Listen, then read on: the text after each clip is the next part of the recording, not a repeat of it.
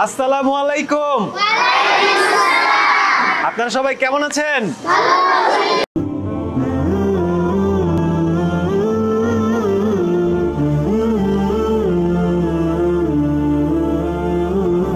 আজকে আমরা আরাধ্যার পক্ষ থেকে আমাদের এমডিসির উদ্যোগে একটা সমাজসেবামূলক কাজে বেরোচ্ছি, তো সেটা দেখার জন্য আমাদের সাথে থাকুন আপনারা সবাই।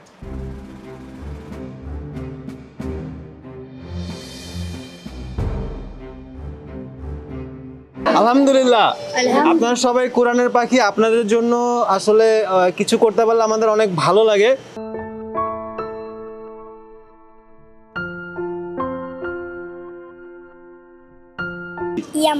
ইয়ামা, আপনি ভালো আছেন? আপনি কিসে পড়েন? শিশুতে। আপনি কিসে পড়েন? আপনিও শিশুতে পড়েন?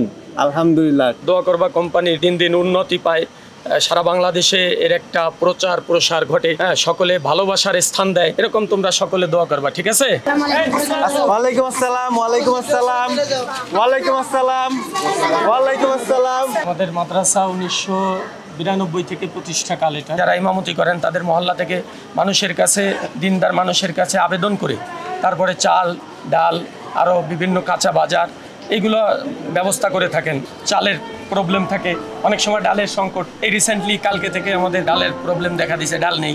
এরকমভাবে আমাদের সামগ্রীর অনেক শর্ট অনেক সময় দেখা যায়। যদি আপনাদের এই যে আরাধ্যা কোম্পানির এমডি মুস্তাকিন ভাই আমাদের অনেক দেশে অনেক হৃদ্যতা সম্পন্ন একজন ব্যক্তি, আমার সাথে সাক্ষাতে কথা হয়েছে, অনেক ভালো লেগেছে, মুগ্ধ হয়েছি আমি।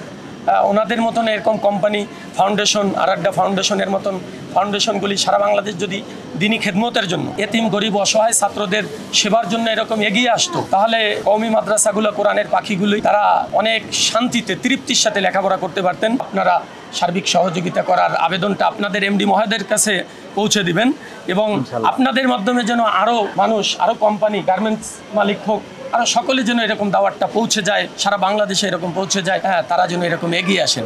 আপনাদের যে ভূমিকা, এটাকে সাধুবাদ জানিয়ে, স্বাগতম জানিয়ে আমি আমার কথা শেষ করছি। তো হুজুর, আমাদের এমডি স্যার আপনার জন্য ছোট্ট একটি উপহার পাঠিয়েছেন। আপনাদের সকল স্টুডেন্ট এবং সমস্ত এতিম বাচ্চাদের জন্য, সবার জন্যই একটু গ্রহণ করবেন। জি, ধন্যবাদ, গ্রহণ করছি। আপনাদেরকে মোবারকবাদ জানাচ্ছি।